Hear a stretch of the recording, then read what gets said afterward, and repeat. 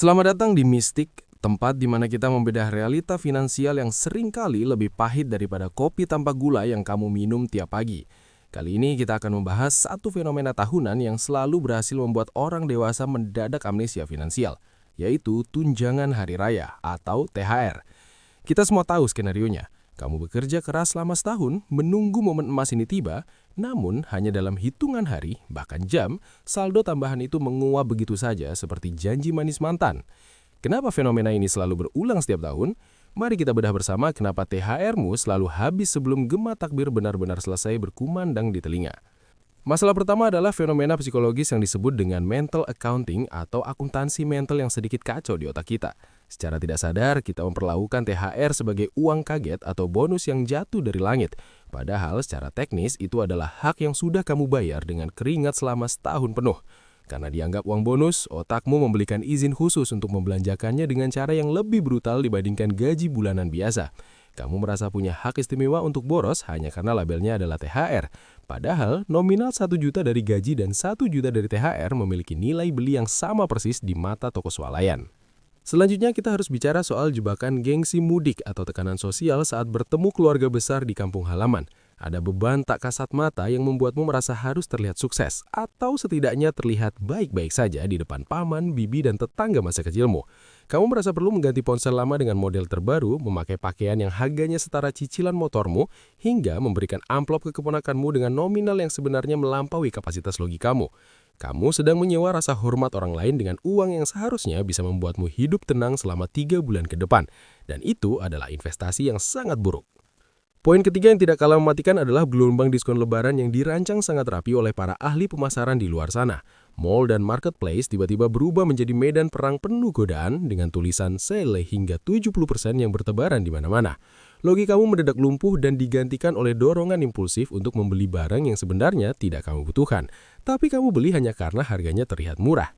Ingat, kamu tidak menghemat uang 100.000 saat membeli barang diskon seharga 300.000. Kamu tetap kehilangan 300.000 untuk sesuatu yang mungkin hanya akan berakhir di pojokan gudang setelah lebaran usai. Jangan lupakan juga budaya makan-makan yang intensitasnya meningkat drastis selama periode Ramadan hingga Lebaran. Agenda buka bersama atau reuni yang jumlahnya lebih banyak daripada jumlah hari dalam sebulan seringkali menguras kantong tanpa kamu sadari. Sekali makan mungkin hanya 100.000, tapi kalau ada 10 agenda dalam 2 minggu, itu artinya 1 juta rupiah menguap hanya untuk urusan perut dan obrolan singkat yang isinya paling-paling hanya membandingkan nasib. Kamu merasa tidak enak untuk menolak karena alasan solidaritas. Padahal solidaritas tidak akan membantumu saat kamu harus makan mie instan di akhir bulan nanti. Lalu ada lubang hitam bernama biaya tak terduga yang sebenarnya sangat bisa diduga kalau kamu mau berpikir sedikit lebih jernih. Biaya transportasi yang melonjak, harga bahan pangan yang naik drastis menjelang hari raya, hingga biaya perawatan kendaraan untuk perjalanan jauh seringkali tidak masuk dalam budget awalmu. Kamu berangkat dengan dompet tebal dan pulang dengan perasaan was-was karena tidak melakukan riset harga terlebih dahulu. Inflasi musiman adalah nyata, dan jika kamu tidak mengantisipasinya dengan alokasi dana yang tepat, THR-mu akan habis hanya untuk menutupi kenaikan harga barang pokok yang sebenarnya sudah bisa diprediksi. Kebiasaan berikutnya yang bikin THR-mu kritis adalah fenomena self-reward yang kebablasan dan tidak tahu diri. Kamu merasa sudah bekerja sangat keras sepanjang tahun dan THR adalah momen yang tepat untuk memanjakan diri sepuasnya tanpa batas. Kamu lupa bahwa penghargaan diri terbaik bukanlah barang mewah atau makanan mahal, melainkan ketenangan finansial saat masa libur telah berakhir. Jika hadiah yang diberikan pada dirimu sendiri justru membuatmu stres karena saldo menipis di minggu pertama setelah lebaran, maka itu bukan hadiah, melainkan sabotase diri yang dibungkus dengan narasi pembenaran yang sangat halus namun mematikan. Masalah krusial lainnya adalah ketiadaan prioritas atau daftar belanja yang jelas sebelum uang THR itu mendarat di rekeningmu. Tanpa struktur anggaran, uangmu akan mengalir kemana saja mengikuti arah nafsu dan godaan iklan yang lewat di beranda ponselmu. Kamu menjadi reaktif terhadap keinginan sesaat, bukan proaktif terhadap kebutuhan masa depan. Banyak orang yang baru sadar uangnya habis setelah melihat riwayat transaksi di aplikasi perbankan, dan barulah saat itu penyesalan datang terlambat. Tanpa struktur anggaran, THR hanyalah angka yang mampir sebentar untuk kemudian pamit pergi mencari pemilik baru yang lebih disiplin darimu. Kita juga perlu menyentil kebiasaan hutang di awal yang sering dilakukan orang-orang demi menyambut hari raya dengan kemeriahan palsu. Beberapa orang bahkan berani mengambil cicilan atau pinjaman online hanya agar bisa tampil maksimal saat lebaran, dengan harapan THR nanti akan menutup semuanya. Namun, faktanya setelah THR dipakai bayar hutang, uang yang tersisa tetap saja tidak cukup untuk kebutuhan sehari-hari, sehingga siklus hutang baru pun dimulai kembali.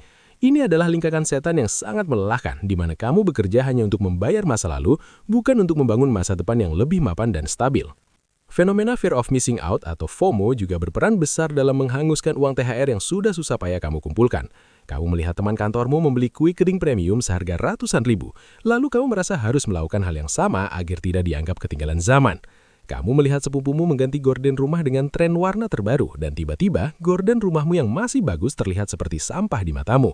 Kamu sedang berkompetisi dalam perlombaan yang tidak ada garis finishnya, karena standar hidup orang lain tidak akan ada habisnya jika kamu terus mencoba mengikutinya secara membabi buta. Lalu ada masalah optimisme berlebihan tentang pengeluaran setelah masa libur Lebaran berakhir. Kamu merasa bahwa setelah Lebaran, hidup akan kembali normal dan gaji bulan depan akan menyelamatkanmu sehingga kamu tidak ragu menghabiskan seluruh THR-mu. Padahal, kebutuhan setelah Lebaran seringkali justru lebih besar, mulai dari biaya sekolah anak, tagihan tahunan yang jatuh tempo, hingga biaya hidup harian yang tetap berjalan. Selanjutnya, banyak dari kita yang kurang memiliki emergency fund atau dana darurat yang kuat sehingga THR seringkali terpakai untuk urusan mendesak yang seharusnya tidak diambil dari sana.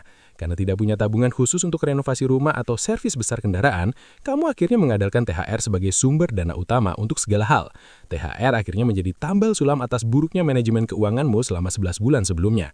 Seharusnya THR adalah pelengkap kebahagiaan, bukan satu-satunya penyelamat hidupmu saat ada kerusakan atau kebutuhan mendesak yang muncul secara tiba-tiba.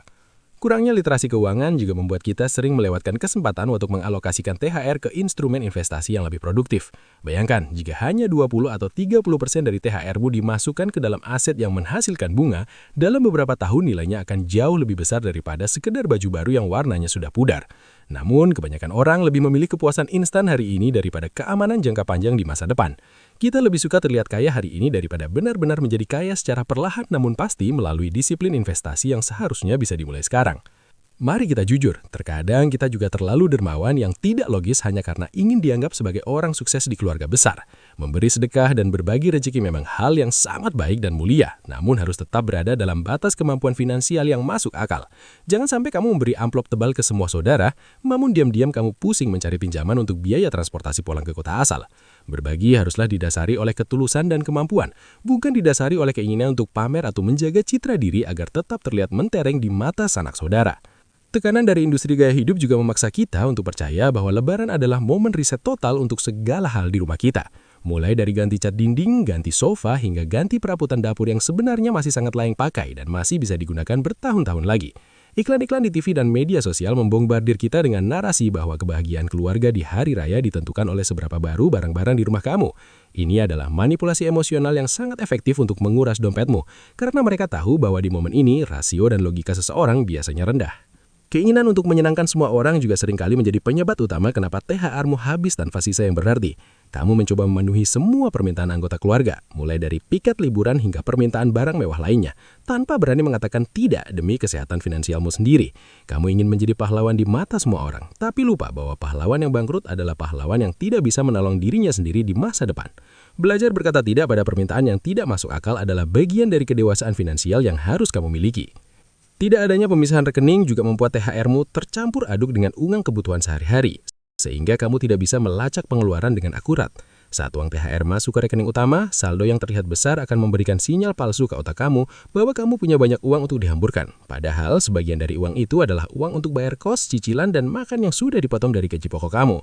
Tanpa pemisahan yang jelas, kamu akan kehilangan kendali atas mana uang yang boleh dipakai untuk senang-senang dan mana uang yang haram disentuh untuk urusan pokok harian. Penyebab lainnya adalah kita sering lupa menghitung biaya kecil yang menumpuk selama masa liburan hari raya. Uang tis parkir, uang tol, jajan di rest area, hingga biaya tips untuk petugas di berbagai tempat seringkali luput dari perhitungan anggaran awalmu. Meskipun nominalnya kecil, frekuensinya yang sangat sering selama perjalanan mudik bisa membuat lubang yang cukup besar di kantongmu tanpa kamu sadari. Jika kamu tidak menyediakan dana taktis untuk biaya-biaya kecil ini, maka dana pokok kamu yang seharusnya aman akan mulai tergerus sedikit demi sedikit sampai saldo di titik-titik kritis. Terakhir, kita seringkali tidak memiliki rencana jangka panjang yang cukup kuat untuk memotivasi kita agar tetap hemat saat memegang uang THR. Jika kamu punya impian besar, seperti uang mula rumah atau biaya pernikahan, kamu akan lebih berpikir 2 kali sebelum menghabiskan THR-mu untuk hal-hal yang bersifat sementara. Tanpa impian yang konkret, uang THR hanyalah menjadi objek untuk memuaskan nafsu sesaat yang akan hilang setelah masa liburan usai. Tujuan finansial yang jelas adalah kompas yang akan menjagamu agar tetap berada di jalur yang benar dan tidak tersesat dalam godaan konsumerisme. Jadi kesimpulannya adalah THR-mu habis bukan karena nominalnya yang kurang, tapi karena manajemen diri dan egomu yang belum cukup terlatih untuk memegang uang besar. Mulai tahun depan atau bahkan hari ini, cobalah untuk lebih jujur pada kapasitas finansialmu sendiri dan berani melawan arus tren yang menyesatkan. Kesuksesan finansial bukan diukur dari seberapa mewah lebaranmu tahun ini, tapi seberapa tenang hidupmu setelah semua perayaan itu berakhir dan kembali ke rutinitas semula. Saya Mistik, terima kasih sudah mendengarkan tamparan realita ini. Semoga tahun depan THR-mu tidak menguap.